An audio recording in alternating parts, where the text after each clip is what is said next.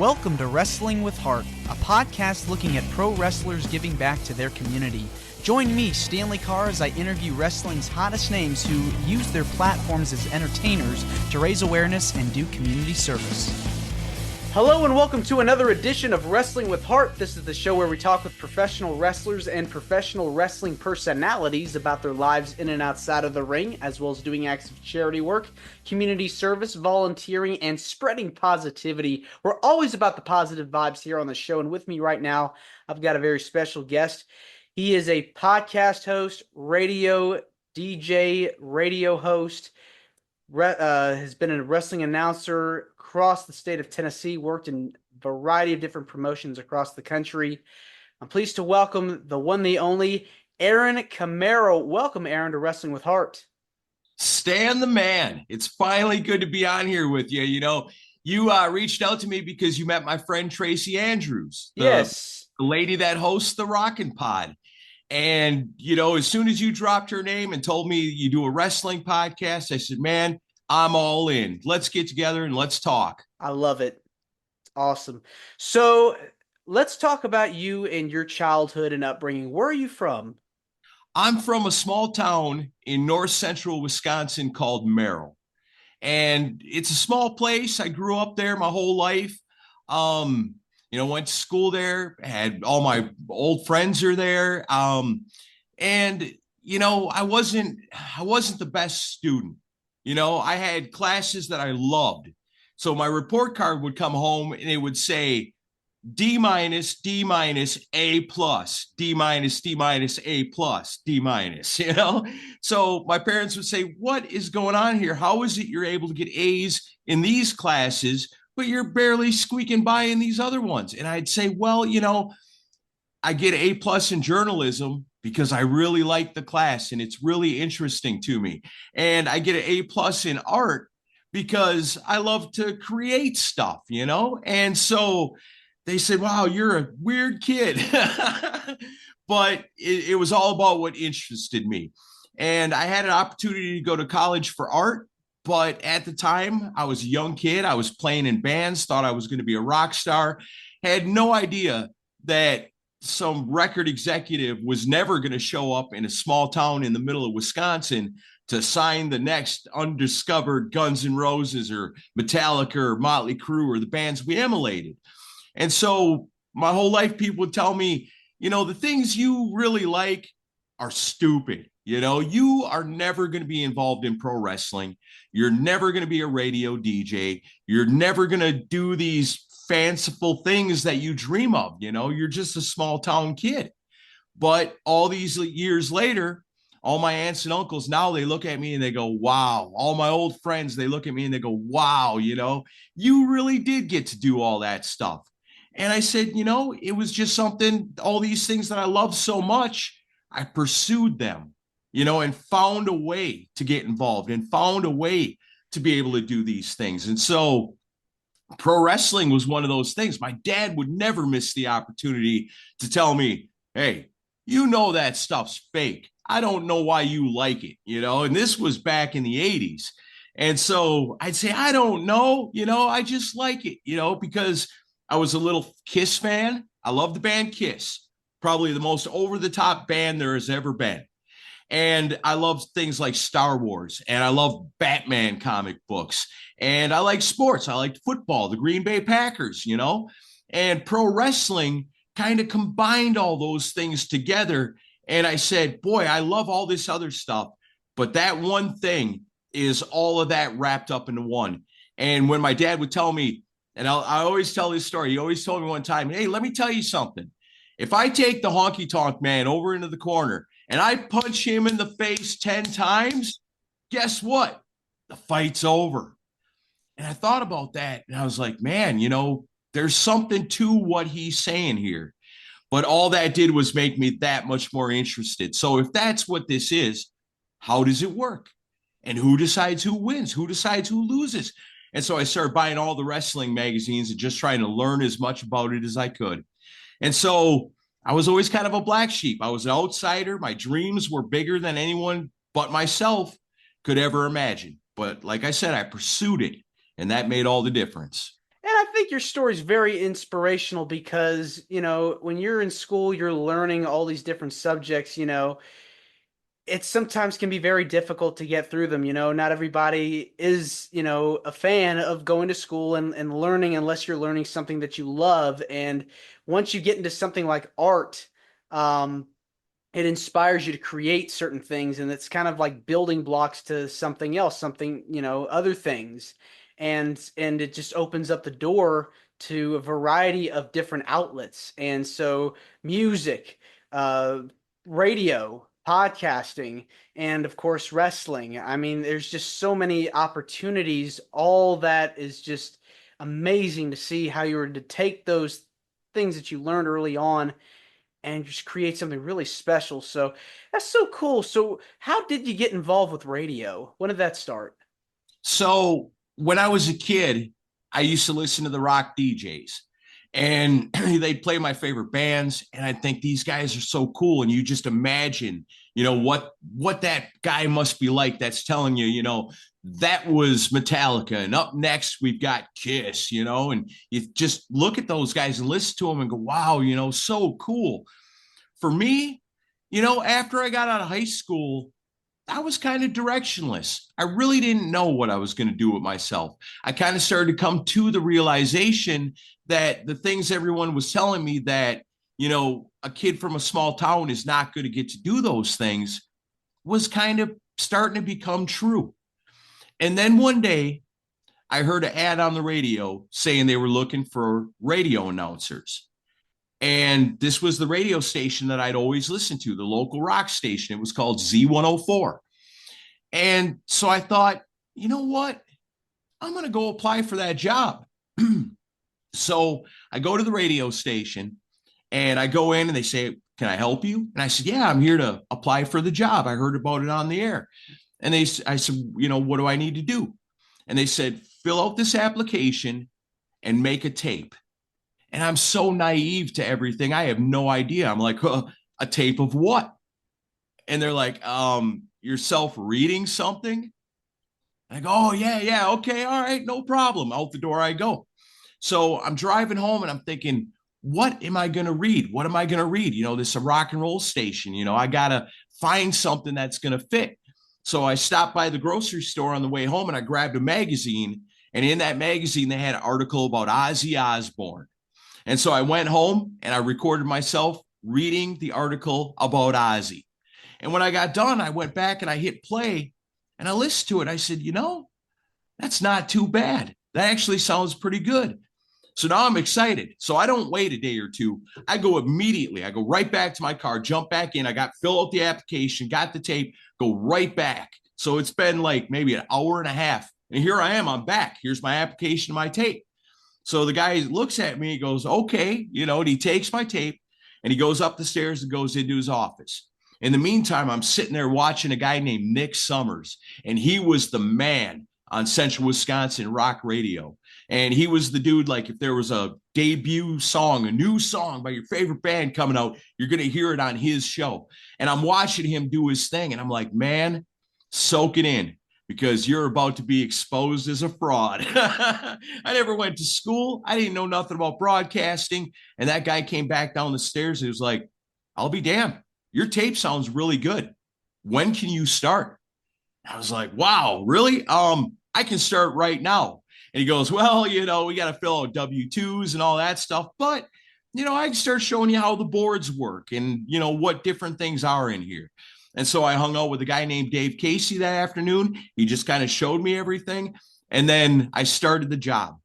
But the job wasn't to be on the rock radio. It was to be on a little local station that did news and information, gave the local high school scores, obituaries. Small station. Yeah, it's a small town. And so that's where I learned how to operate everything and how to speak onto the microphone, which that was one thing that I think I had going for me, was the fact that I wasn't afraid. Over the years, I've seen a lot of people in different, formats of entertainment. When the little red light comes on the camera or the light comes on that says on the air, they freeze up, they get scared. Not everybody can do what you and I do, Stanley, as far as sitting down and getting in front of a microphone and not being afraid and not overthinking what you're going to do. Exactly. You just do it and you hope for the best. And 9 times out of 10, it turns out great. And so after a little while of doing the little local station, I finally got my opportunity on the rock station. And that's really where I belonged. And I think, too, the other thing is the more practice you get, the better you'll sound. Years of doing it. And I think it's cool, when you start off at the smaller stations, that's when you really start. You make your mistakes, you make your goofs, but over time, the more you get into it, you feel more comfortable. You get more comfortable with your sound and your style. You start really creating a repertoire that will start evolving, and people will start recognizing it, and that's your sound, and that's what people will remember. Yeah, 100%. If you can. And it goes to whatever your community is, whatever your audience is, whether it's in the ring in front of 5,000 fans that love pro wrestling, or a podcast that's getting downloaded 1,000,000 times this next week, or a community of old folks in an old folks home that's right next to the radio station. You're playing the Barry Manilow and that type of music for, but giving them the local news and information and the stuff that's important to them. And then the rock station where you're everybody's friend, Exactly.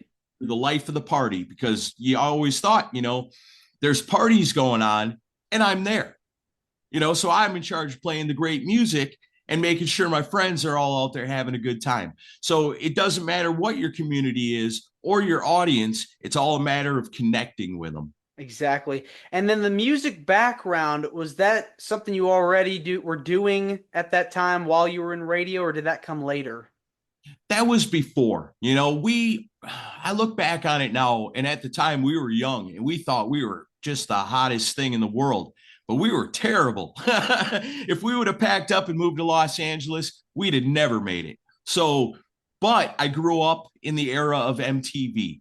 And I had really cool aunts and uncles and older cousins that had great music collections that introduced me to bands like Kiss and Judas Priest and Motley Crue and all the bands that I love so much. You see, I got a huge collection of CDs behind me. Music's my passion, especially rock music, whether it's the Beatles and the Stones to the Aerosmith and Ozzy and Sabbath, and all the way through the years and even to today. And that's a big part of what we do at Decibel Geek. And that's my podcast. We've been at it for a long time. We've built one heck of an audience. We realized that, in this day and age, people don't really think about rock in the same way that I did when I was young. And you're way younger than I am. But when I grew up, rock and roll and metal music was it. That was the top stuff. And over the years, rock music's kind of gotten pushed aside a little bit, as far as like what's popular and what gets played on radio and everything. And so with Decibel Geek, not only do we celebrate the legends, but we also want to tell people, hey, it's 2024. And guys your age, Stanley, are finding their cool uncle's, CD collection and listening to old good music and going, I want to play guitar. I love this stuff. And so there's bands out there that now, where there's no MTV and rock radio just plays the same stuff over and over again. And these young bands aren't really given much of a chance. And we take a lot of pride in giving young guys creating great rock music a platform to be heard and to keep it alive. That's our whole thing. And we've got so many people all over the world, in the craziest places where you'd never expect to get downloads. Wow, there's 50 some people listening to us in Indonesia, so it's cool to know that all over the world, there's a lot of people that still love rock. And even though it's not mainstream media anymore, it's kind of went back underground a little bit. And that sort of makes it cool too. When did you start doing the Decibel Geek podcast? Started doing that in about 2011. Okay. So when I heard about this, it's a funny story, and I tell it all the time, but I'll tell it to you real quick. I was looking for a real job. I'm on Craigslist, and my wife and I had just moved. I'm looking for a job a little bit closer to the house, and this thing comes up. And it's got a list of all my favorite bands. It says it's like a radio show, but it's a podcast. And I don't really understand what a podcast is at that point. We're talking 2011. And so I respond to it. And the guy says, it's myself. I want to be a co-host and I got a producer. Why don't you come meet us? And I said, okay. And they were like maybe 5 miles away from my house. So I jump in the car, I cruise over there. I'm thinking it's a job interview, so I come up with my game face on like it's a job interview, but it's somebody's house. And so I go, okay, this is weird. So I go up and knock on the door and it's 2 dudes and they sit down and they explain to me and I go, well, what is a podcast? And they said, well, it's like a radio show, but it's on demand.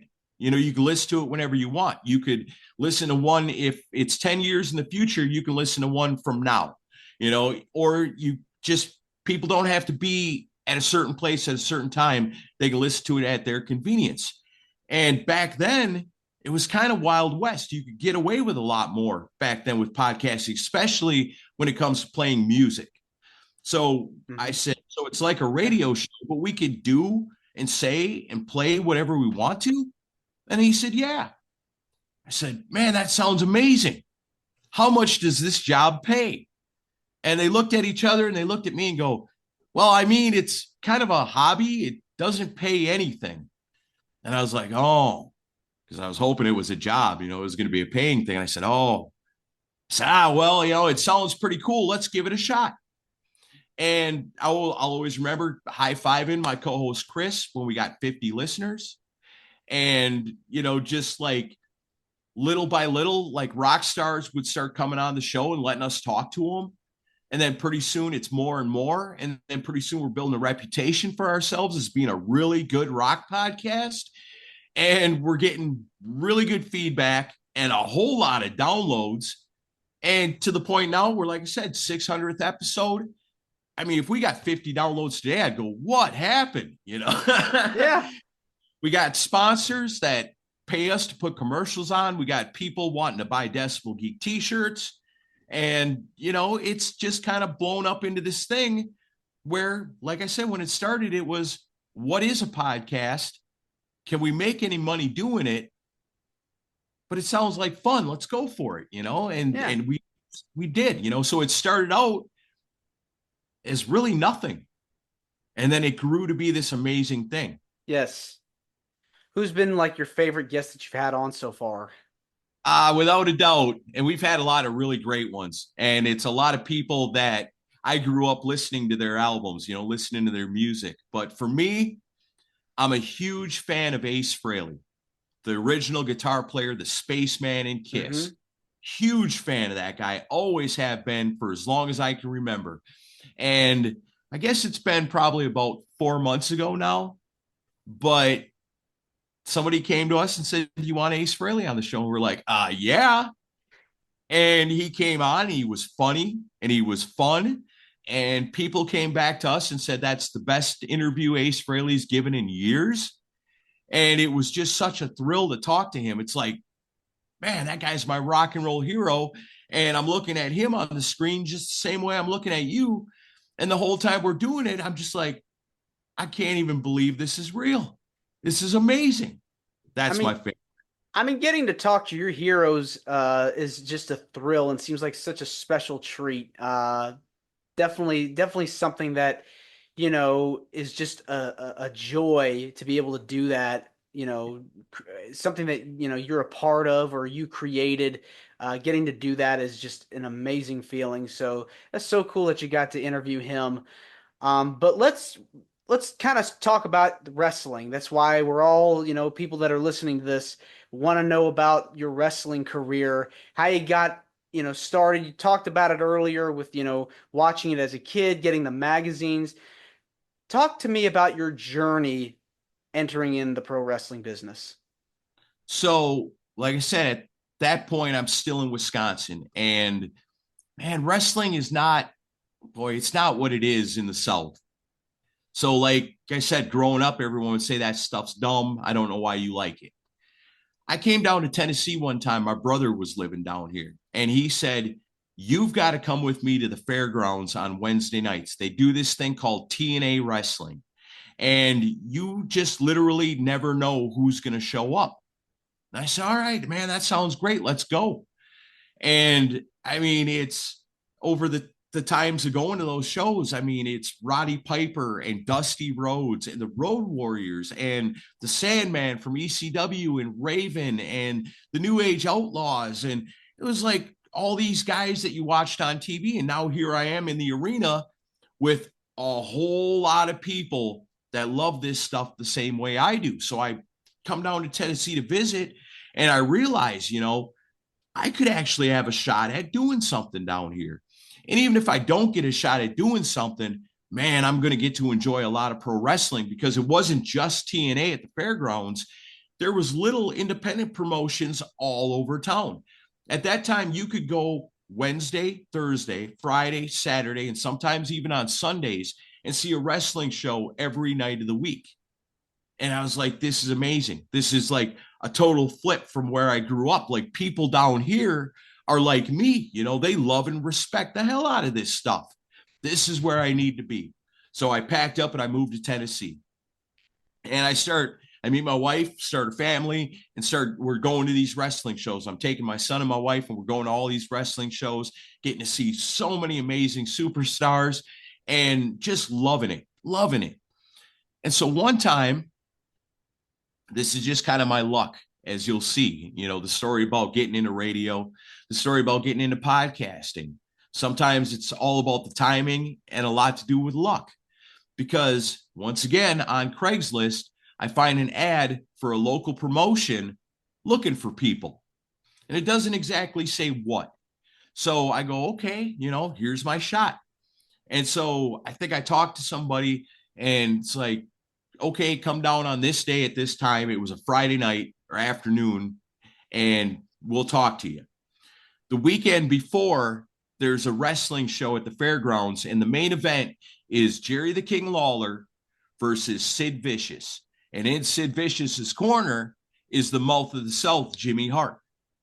So knowing what I do about wrestling, just from studying it all those years, I know I need some kind of angle. I can't just go in there and be like, hey, I'm who I am, and this is, and have no idea. I need some kind of angle. So I go to Jimmy Hart at intermission, and the fans, he's giving his autographs and everything. The lights go back down. They go back up on the ring. All the people leave. Jimmy Hart, he's standing there by himself. I slide over to Jimmy Hart, and I go, hey, man, I'm a big wrestling fan. I'm a huge fan of yours. I've been a fan of yours as long as I can remember. I hated you so bad when I was a little kid. And he's like, oh, thank you. So then I say, hey, Jimmy, if I ever have a chance to get into wrestling, I'm from Wisconsin. My friends all say I have a big mouth. Do you think it'd be cool if I called myself the Mouth of the North? And I know in his head, he was probably thinking, you idiot. But what he says is, yeah, sure, baby. God bless. And I go, oh, thank you, Jimmy. You're the best. So then that Friday night when I go out there, I've got that in my pocket. I'm not going to play it unless I feel like I need to. So I meet a couple of dudes that are running this show, and they're like, what can you do? And I go, well, what do you need? And they go, well, what can you do? I said, well, I've got a radio background. I know a lot about wrestling. I'm sure I'd probably be a pretty good commentator. I could sit and call the matches. I could do interviews. I'm not afraid of the camera. I could do these things. And they go, yeah, okay, all right. Well, and I go, hey, my friend Jimmy Hart told me that if I wanted to be known as the Mouth of the North, he was cool with that. I don't know if they thought I was full of it, or if they believed it, or what. But they're like, okay. So then I'm like, all right, what can I do? And they're like, well, just hang out for a minute and we'll let you know. I go, okay. So I'm hanging out. Nobody comes back out. I'm like, oh man, what is happening here? And then people start coming in. So we're in a building. There's a ring in the middle. There was guys working out a minute ago when we were talking. And then they leave. Everybody leaves, and fans start coming in. And I go, what is going on here? Is there a show tonight? And I'm thinking there's a show tonight. There's people coming in and taking their seats. So I see one of the dudes, and I go up to him. I go, hey, is there a show here tonight? And he goes, yeah. I said, is there anything I can do to help? He says, do you want a ring announce? My brain and my mouth, or I should say my heart and my mouth go, yeah, I'll ring announce. And he goes, all right, come on. And then my brain goes, oh man, you ain't never done this before. So I go back. They say, okay, you're going to ring announce. I say, okay, I need a paper and a pen. And I'm thinking, how do the guys from WWE do it? How do the big guys, the Howard Finkles, the Dave Penzers, how do they do it? Just, okay, I think I can do that. I need a pen and paper. So they give me a pen and paper. I start making my way around the locker room, shaking hands. Hey, my name is Aaron. I'm going to be your ring announcer for the night. What's your name? Where are you from? What about you weigh? Got any cool nicknames? All right, cool. And I go around, I introduce myself to every single person there. I come back up, I've got everything written down. I look up at the board, I see the lineup of how it's going to go. I go, okay, all right, cool. So then I go out there and I just do my thing. On his way to the ring, weighing in at these many pounds, hailing from this town, it's this guy. And halfway through the night, those guys are looking at me like, holy smokes, where did this guy come from? And so after the show's over, I go up to him, I go, hey, how was that? And they were like, that was amazing. And they hand me an envelope. And I go, what's this? And they go, that's your pay. Can you come back next Friday night? And I was like, oh yeah, I'll be back here next Friday night. And I go outside and I open it up and there's money inside. And I'm like, I can't believe they're paying me to do this. And that's how I got my start in it. And from there, it was with the Saw promotion, Showtime All-Star Wrestling. They had some pretty big stars in it and some really great matches I got to stand right at ringside for. And then, it just kind of evolves and you go to this promotion for a while and that promotion for a while. And then eventually I end up at Crossfire Wrestling, which is doing big shows at the fairgrounds. And I'm finding myself in the ring with Bret the Hitman Hart. I'm standing in the ring with Roddy Piper, the New Age Outlaws, just all kinds of people. I'm standing in the ring looking at Bret the Hitman Hart going, how is this even real? And, it's like humble beginnings. You work, you're cutting your teeth, you get to do your, the job of your dreams. You're going out there, meeting all these people that you watched, idolized growing up. It's like heaven. It's pretty cool, man. It's pretty cool. People always like ask me stuff and make me tell them because I have a regular job, that I go to, and people don't realize that I do all this other stuff. But when they find out, they're pretty blown away by it. And I tell them, yeah, we just got done interviewing Ace Frehley, and yes, I've been in the ring with Bret the Hitman Hart, and to say, and they look at you like, is this guy telling the truth? And it's like, yeah, here, I'll show you pictures. What is like your ultimate goal, like as far as wrestling wise? Do you plan on doing more indie shows, wanting to work for a big company? Do you see yourself going in that direction? Well, I mean, that's when you're young, that's ultimately the goal, is to work with the WWE. But somewhere along the line, I think you get to the age where you look at the travel demands of something like that and you go, man, as much as that would be my dream to contribute on the highest of levels, I just don't know if I would want to travel like that all the time.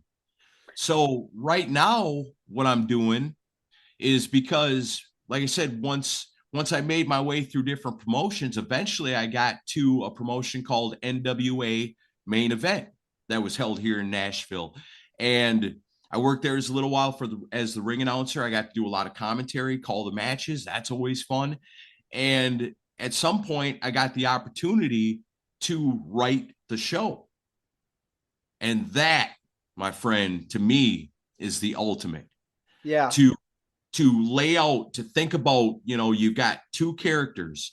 And when I'm talking to somebody that doesn't understand what wrestling is or kind of laughs at it, I try to tell them, think about it as like action theater, because there's so much going on here. But then because you got to respect pro wrestlers, because, when an actor who's making $1 million movie, when it comes time to do something dangerous, well, they call in the stunt man, but you still got to be a good actor. So as a wrestler, you have to be a good actor. You have to be your own stunt man. You have to be an athlete. You have to have all these things. You have to have the ability to connect with an audience. People don't look at pro wrestling a lot of times the way I do, as the ultimate form of entertainment, because these guys that are doing this out there have to be all these things. They have to be improvisers, because things don't always go according to plan out there. And reactions of the crowd will dictate, changes or things you might do differently than maybe what you had planned out ahead of time. And there's so much to going into what those guys do and to tell the stories, to have an idea with, like, I'll give you an example. And this is going a little bit behind the curtain of what I'm doing right now. And I don't think these guys will mind me telling the story. So right now I'm working for a company called CHW. They run wrestling shows out in Ashland City. A couple of months ago, the owner, Mike Green, called me up and said, "Hey, would you come out to the show and ring announce and just look it over and tell me what you like, tell me what you don't like?" And I said, "Okay, yeah, I can do that." So I came down there, I did the ring announcing, and then afterwards I talked to him and I said, "Okay, here's what I think." Because Mike Green knew me from when I was writing for NWA Main Event and really loved the stuff I was doing back then. So when I gave him my thoughts, he said, "Would you come help us with this?" And because Mike Green's such a good guy and a damn good promoter and will get the word out about these shows, I said, "You bet I will. I'd be proud to come work with you guys." So one of the things I noticed that night was two guys. One came out and attacked the other one after his match. And sadly, I looked around at the audience trying to gauge the reaction to what this action moment is happening in the ring. Most people really didn't seem to care. And so then once I came into agreement with Mike and I said, "Hey, I pulled these two guys aside. I said, look, there is only two things we can do here. We get rid of you guys and bring in a couple of dudes that the fans are going to care about, or we can figure out a way to make them care about you." And those guys were like, "Yeah, man, what do you think?" And it was as simple as this. The one guy's from Kentucky. The other guy's from Tennessee. It kind of writes itself. So now we got this guy who's basically a Kentucky supremacist. He hates everything about Tennessee and thinks Kentucky is the best. On the other hand, we got this guy who's named the Kentucky Badass. And he is a straight up fighter, never give up attitude, and he stands up for his family and friends here in Tennessee. And what those guys have been able to do together since we figured out what it was going to be has been just mind-blowing. And right now, 4 shows in since the return of CHW, they are they're the most popular thing going on at the show right now. There's guys that everybody considers to be bigger stars than them, but as far as fan investment into what they're doing, they really love the Tennessee Badass and they really hate the Kentucky Iceman. And it's really working, but it's because those guys were able to take a simple idea and bring it to life in a big way to where them fans are immediately latched into what they're doing.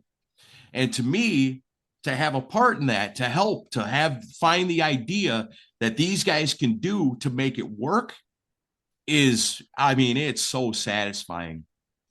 You have to really get people invested in the storylines and what's going on. Otherwise, they're not going to care about what's going on. I mean, that's why characters like Stone Cold Steve Austin are so relatable to the crowd, because they want to see this, everyday American beer drinker who beats up his boss. Right. How many 450 splashes did you ever see Stone Cold Steve Austin do? 0, because he didn't have to do that stuff. No, it's always about finding what works, what's connecting, what's relatable to your audience, and making them care and go, "Oh my gosh, can you believe he just did that? They 100%. Just did that." It's the story. It's the characters. You got to be able to relate to the characters. Everybody's got their favorite wrestlers. For whatever reason, whatever guys you like, you relate to them. You like them. You think they're cool. And so you want to root for them. You want to see them do good.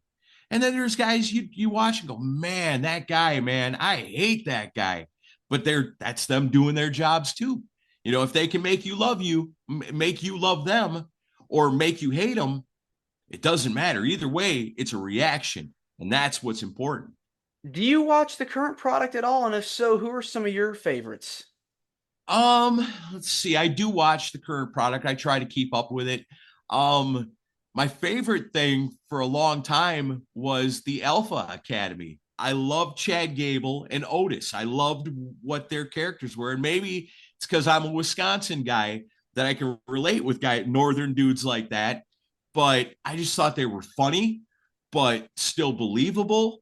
Otis looks like he could kill somebody. Chad Gable obviously could tear somebody apart with his hands, with his, wrestling abilities, his Olympic style wrestling abilities. He's like a mini Kurt Angle. Those are my favorite. Those are my two favorite guys really in WWE. And I'm always sad because I don't feel like they're doing enough. It's like, oh man, where are my guys? But I mean, I love the bloodline story that's going on because man, that's been going on for a long time. It has. I love seeing stories run the long haul because that's some investment right there. Because then it gives you and it gives the WWE the opportunity to sprinkle in clues here and there. And I love clues when I'm writing stuff. Because when I write something, I think about where it's going to end up.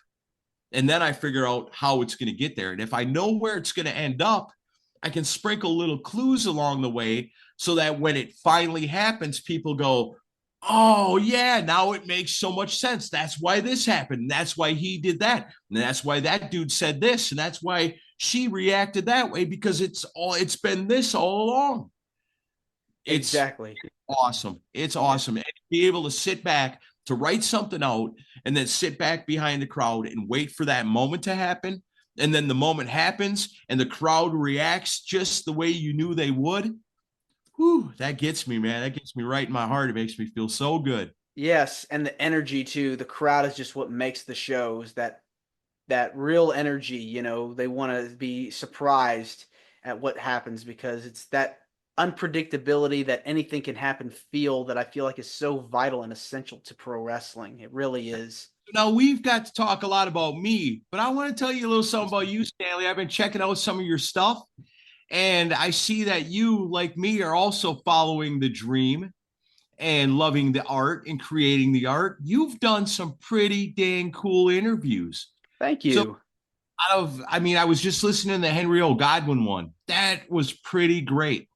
And I think my favorite about what you're doing is because, there's a lot of people out there interviewing wrestlers, but your angle is different. I love that you ask them about the charitable things that they've done because, a lot of the interviews they do, they want to know, hey, what were you thinking about when this happened at that match in 1994? But when you ask them about, the interactions they have, because being a pro wrestler and any kind of entertainer is about touching lives, and how better of a way to understand who a person really is than asking them about stuff like that to really truly know who they are and how much it meant to them to touch the lives, especially of kids, that are sick and things like that. It's given me a whole new appreciation for wrestlers that I highly admired already, but have gained even another level of admiration for because you brought out a side of them that I've never seen before. And I appreciate you for doing a show like this. Well, I appreciate you saying that because, pro wrestling, I feel like over the years, we've just heard so much about the negativity, the dark side of the rings and all these other things, that we hear about. And they are just, there's, you hear all these things and it's just so unfortunate. But when, I feel like, over the years, we don't really hear a lot of the good side, the good stuff, because there's a lot of good sides to the business as well. And that's something I wanted to touch on with this show and with this podcast.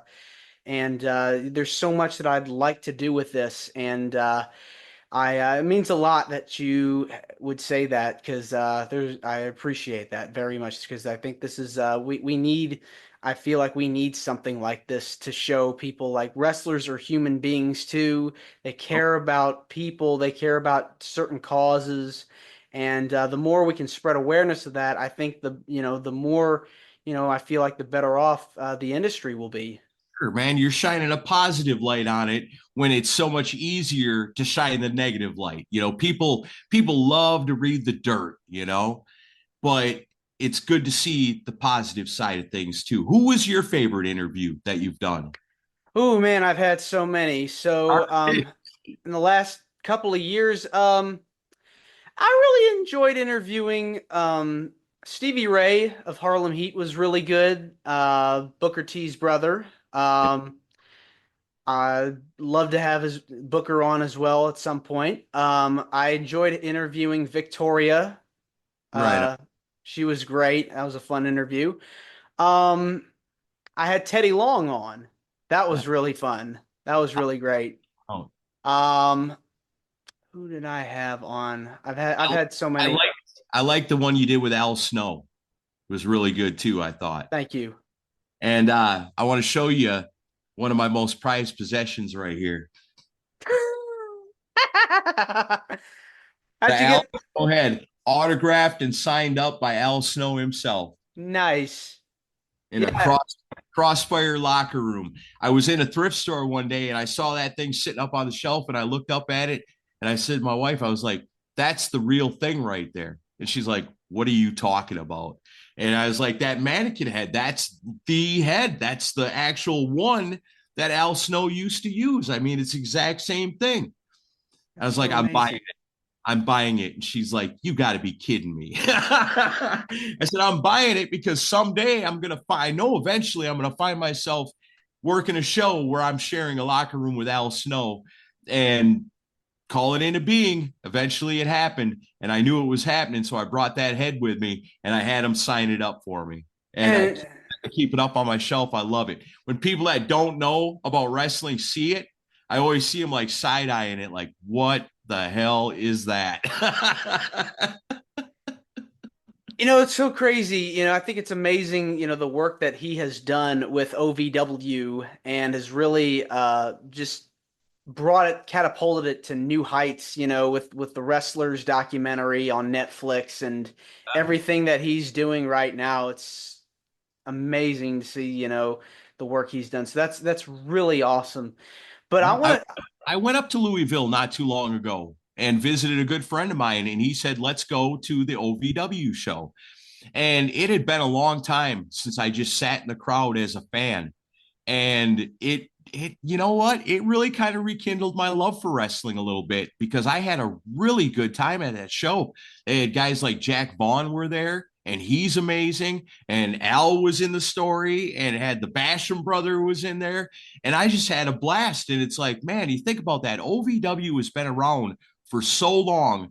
And here's Al Snow in 2024, still putting on these really great shows. And the thing about OVW that I just find just so fascinating is that it really was a training ground, and it still is a training ground for so many up and coming and future stars. I mean, think about it: John Cena, Yeah, Batista, yeah. Brock Lesnar, Shelton Benjamin, Randy Orton. The list goes on and on. And to see the cream of the crop really rise in OVW, I mean, that's just hats off to the crew there for being able to continue to put on a great product. Yeah, there was guys I saw there that night that I said, that guy's probably going to be in WWE one day. So Yeah. I mean, that tradition continues up there. And I think the thing is like there's so many great companies now. Wrestling I feel like is really in a hot period. With WWE, still the juggernaut. They're going to Netflix soon, and you got AEW. Back wrestling is back on the Turner networks. Right? Who would have thought that, 20 years ago we'd be saying wrestling was back on TNT and TBS. Um, we got NWA, they're still kicking butt. We've got New Japan making waves in the US. All the companies, Impact is still thriving, TNA Yeah. is still thriving. They So some really good stuff right now.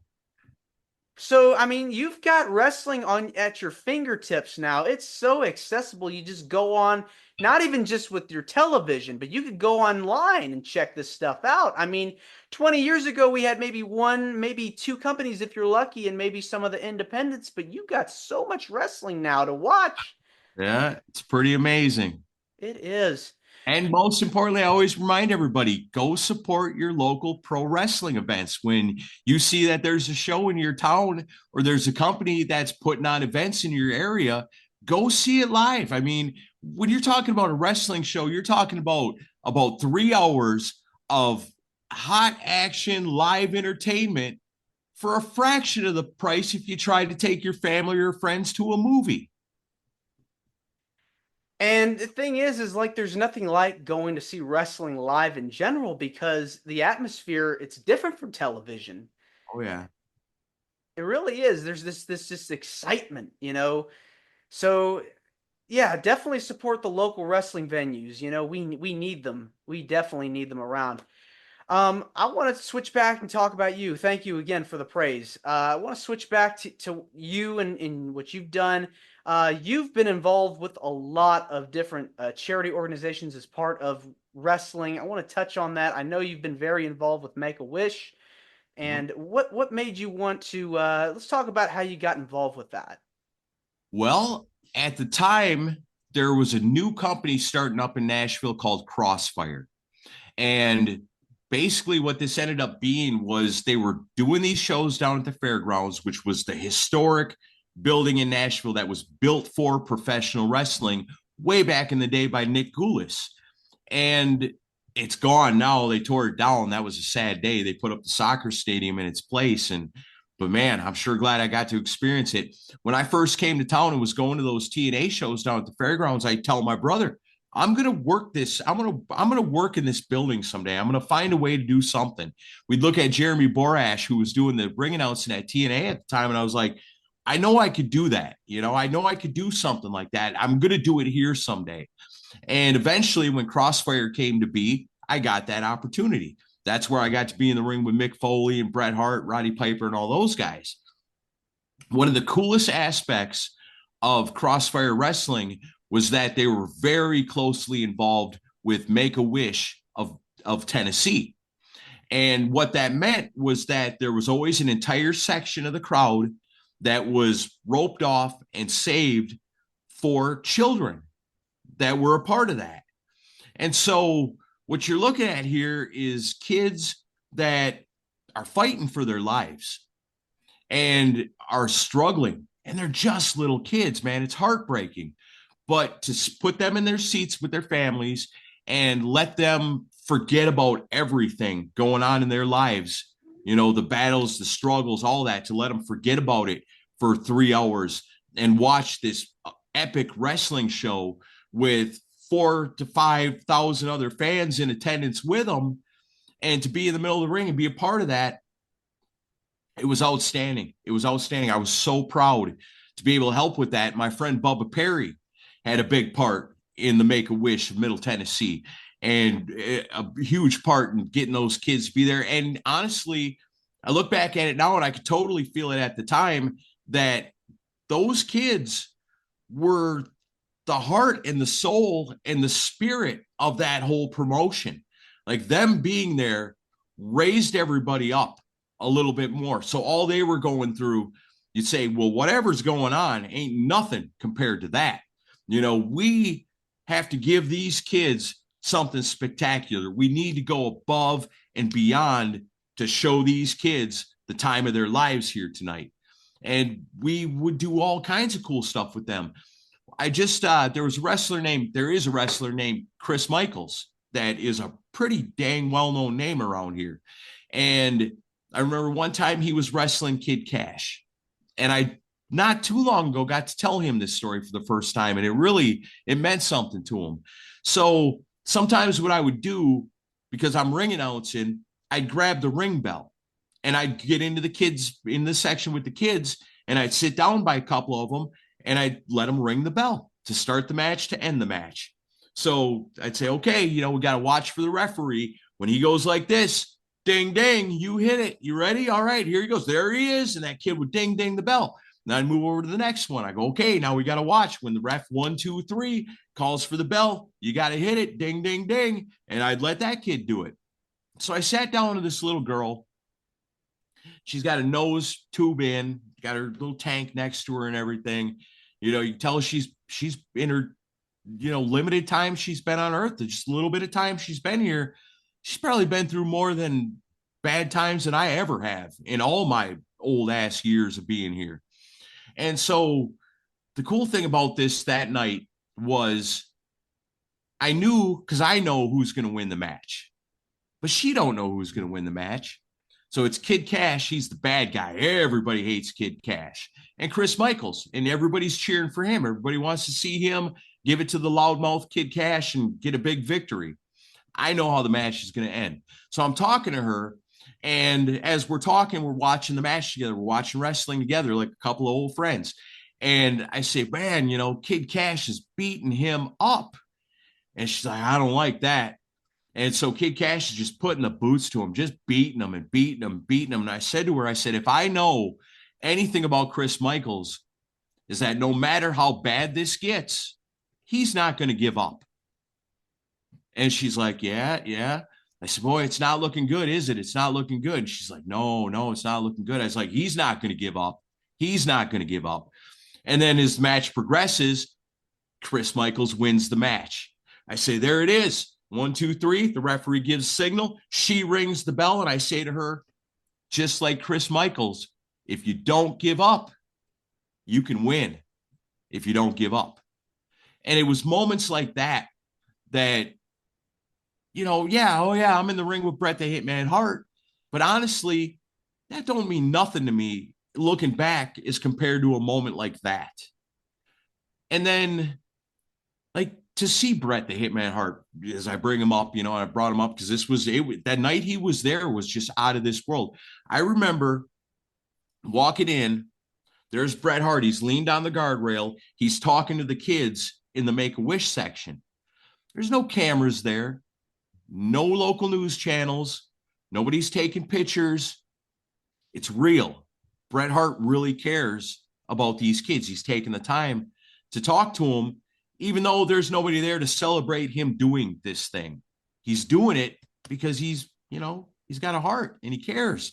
That made me respect him so much to go because sometimes you would see it with guys, and I'm not going to mention names, but they would give those kids attention as long as News Channel 5 was standing right there. But most of them didn't. Most of them really honestly cared and gave their time and would talk to those kids and give them encouragement. One of the greatest things, maybe the greatest thing that I've ever been involved in pro wrestling was I got to be a part of a Piper's Pit at the fairgrounds in Nashville. And you think, wow, what's Piper going to talk about? He's a loose cannon. He's wild. He could say anything. Unpredictable Roddy Piper. You think you know the answers. Roddy Piper changes the questions. But this night, Roddy Piper had just come back from fighting cancer. And his doctors all told him, you're a dead man. You're not going to beat this. Your chances of beating this are so slim. But he did. He found a way to do it. And so the Piper's Pit ends up being, it's almost like it was silent in the ring because everybody was quiet. You got this whole audience of people and this little section of Make-A-Wish kids, and Piper's talking to them. And he's not talking about kicking somebody's butt. He's not talking about, anything going on in the wrestling part of it. He's talking to those kids. And what he's telling those kids is, the doctors came to me and they told me I was going to die. They told me there was no way that I was going to beat the cancer that was eating me up on the inside. Everybody told me I was going to die. But you know what?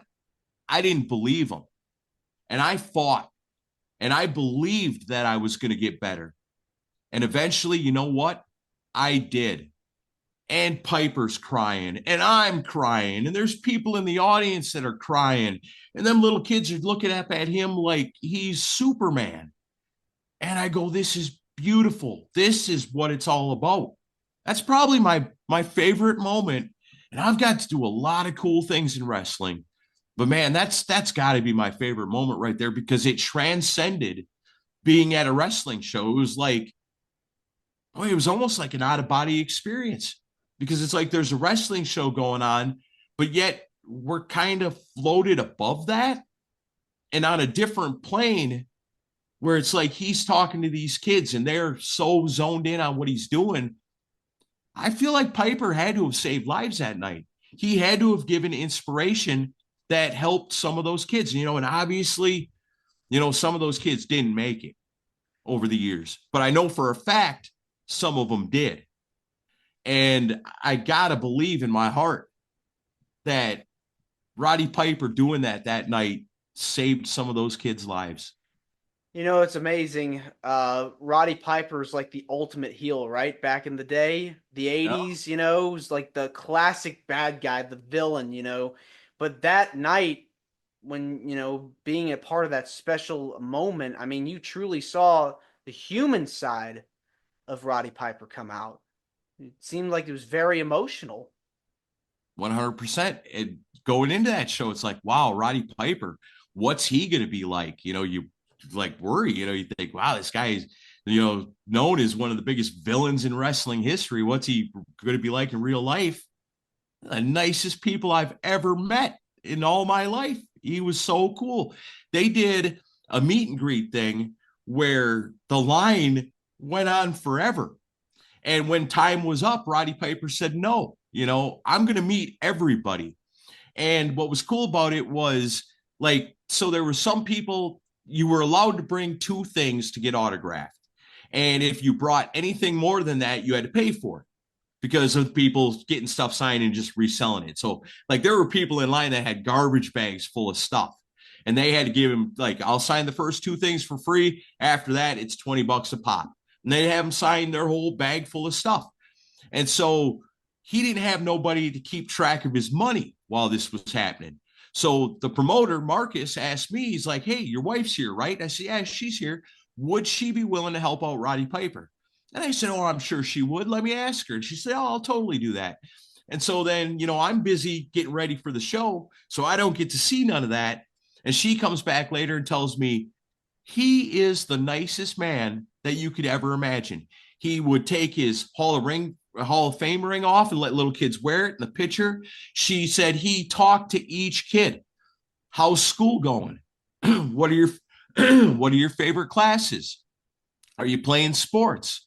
What do you like? And he would take the time to really have a personal moment with each person in line. It wasn't autograph next, like you see so many times with Piper. And like I said, time ran out. Like, hey, you're supposed to stop now and get in the back because we're getting ready for the show. Piper's like, hey, I'm sorry. There's still 25 more people here, and I'm going to meet every one of them. They stood in line this whole time to meet me. I'm not cutting out just because you're telling me my time's up. So, yeah, just the nicest guy you could ever want to meet. Roddy Piper was amazing. Yeah, it definitely seems like an unforgettable moment. Yeah. What is it about giving back to the community that gives you the most joy? Well, I mean, being a rock and roller and a wrestling guy, you don't really talk about your faith and things like that so much. People aren't really interested in all that. But I know for myself, I can tell you that every day I start my day and I ask the Lord to allow me to be a light that shines his love onto everyone I come into contact with. And by saying that out loud and asking for that gift and that ability, you got to do your part to carry through on it. And so that's something I do every day.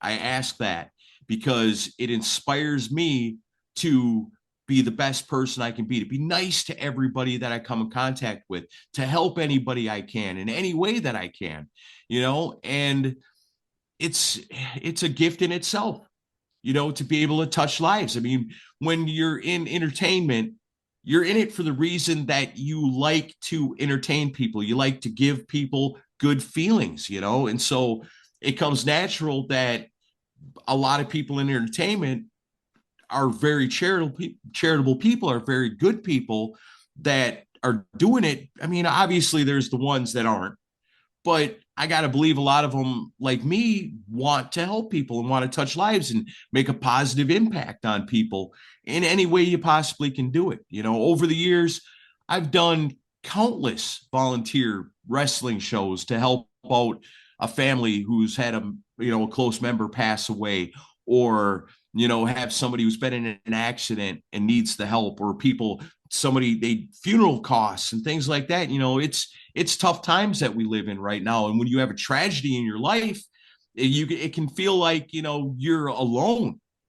But then through the power of wrestling, through the power of entertainment, through the power of love, great things can come of that. I've worked at wrestling shows that, like, you work a regular show with some big stars, you're like, oh, this is going to be something. And then you do the benefit show where it's like all local people doing it, and the attendance is doubled the big show you were just at, because wrestling fans are big-hearted people. If they see something that they believe in, or they feel like they can help where help is needed or deserved, or whatever, they're going to come out, they're going to step up every single time. And that blows me away about wrestling fans. It makes me proud to be a pro wrestling guy, because pro wrestling fans are generally really, really good people, and they'll step up for a cause anytime you got one. And, growing up in a place in a time when wrestling was kind of looked down upon, kind of like how you do your thing with this, it, like you said, it elevates the whole thing. There's a lot of negative stuff in this world, but if we can take this beautiful art form that is pro wrestling and use it not just to touch lives in an entertaining way, but in a meaningful way, you can't beat it. What more can you ask for? I mean, entertainment, helping people, it all goes hand in hand. I love it. It gives me the opportunity to help more people, and I like that a lot. Absolutely. Well, Aaron, this has been wonderful getting the chance to speak with you. I just want to say thank you for coming on the show. It means a lot to me, to my listeners, and to my viewers that are watching this on YouTube. Where can people find more about you, your podcast, and how to get in touch with you? Okay, well, as we found out about your old pal Aaron Camaro, there's a lot. So you want to check out the Decibel Geek Podcast if you're a fan of hard rock and classic metal music. We just did our 600th episode all about the band Rat, and it was a lot of fun. People loved it, and that's what it's all about. Along with that, how we connected, Rockin' Pod. Rockin' Pod's coming up on April 11th through the 13th of 2025 at the Nashville Fairgrounds. Basically, what you're going to find there is music podcasters from all over the world come to Nashville. And then we're going to set up rock and roll vendors that are going to sell albums, CDs, posters, music memorabilia. So you're going to have a chance to meet your favorite rock podcasters, music podcasters. You're going to find all your favorite shopping things all brought right there for you. We're bringing in the rock stars. Every year, we've brought in rock stars. And so you're going to get to see your favorite rock stars getting interviewed live in front of a studio audience up on the stage. You're going to get to see your favorite podcasters talking to your favorite rock stars. It's a big old rock and roll party. It's a lot of fun. And in all the years past that we've done it, it's been a blast every single time. I'm really looking forward to 2025. Announcements about the guests are right upon us. So if this sounds like a party you want to attend in April next year, right here in Nashville, look it up, rockinpod.com. You're going to start seeing announcements coming up for that. I know that this thing gathers the coolest rock stars. They want to be a part of something like this because it's so much fun. And you just get to mingle with people that you never thought you'd get to mingle with because you listen to their records and now you're hanging out with them. And it's all a big party where everybody's getting along and everybody's having a good time. Stanley, I got to get you out to CHW Wrestling in Ashland City one of these weekends. Yeah, I'd love to. You gotta come see it. I will put you on the list. You let me know when you're coming, and I'll get you in the door guaranteed. Coming up, we got December 21st. We've got the retirement match of Lawrence the Sharp Dressed Man. Now, Lawrence is very, very well known and respected as he's a Tennessee legend. You know, he's a guy that's been wrestling around here for over 30 years. Talk about a guy who's touched lives. He's done it. Now, he's having his final match on December 21st. So if you're a wrestling fan watching this and you know who I'm talking about, this is your last chance to ever see Lawrence the Sharp Dressed Man wrestle again. This is it, and it's over. And we thought, man, how do we top that? Well, we've got a CHW Heavyweight Championship belt that nobody's wearing. So I said, you know what? That match with Lawrence is going to be huge. He's taking on his longtime arch nemesis, Mikey Dunn, in the main event, but we need something big to go along with that. So what bigger than a one-night, 8-man tournament to crown a new CHW heavyweight champion? 8 men begin. It goes down to 2, but only 1 can walk away with the championship. So all those matches are going to come down. We're going to crown a new champion. We're going to celebrate the career of Lawrence the Sharp Dressed Man. And that all goes down in Ashland City. It's CHW Wrestling, December 21st. Look it up on your social media. I know it's all over Facebook. Join the group and follow the page and get all the information on that and come join us. It's going to be one heck of a show. Definitely seems like it is. And you're also on social media as well if people want to reach you. I'm Aaron Camaro. If you want to know more about me, heck, send me a friend request. I'll look you up and go, okay, this is a rock and roller. We've got mutual friends, or this is a wrestling fan. We've got mutual friends. I'll accept your friendship. I just got done deleting a bunch of people that I thought weren't real. And so now I got room again. All right. Well, Aaron, thanks again. And you're more than welcome to come back. Awesome, Stanley. I sure do appreciate you having me on. This has been a blast. And like I said, I appreciate what you're doing, shining a positive light on pro wrestling, because, man, it needs it. We need more positivity in this world. That's why I love pro wrestling. I love rock and roll. I love entertaining, and I love having fun. And this has been a lot of fun. So Thanks for having me on. Wrestling with Heart, rock and roll. Absolutely. Take care. This is Wrestling with Heart. I hope you found this podcast to be informative and entertaining. If you did, please hit the subscribe button and look out for the next edition.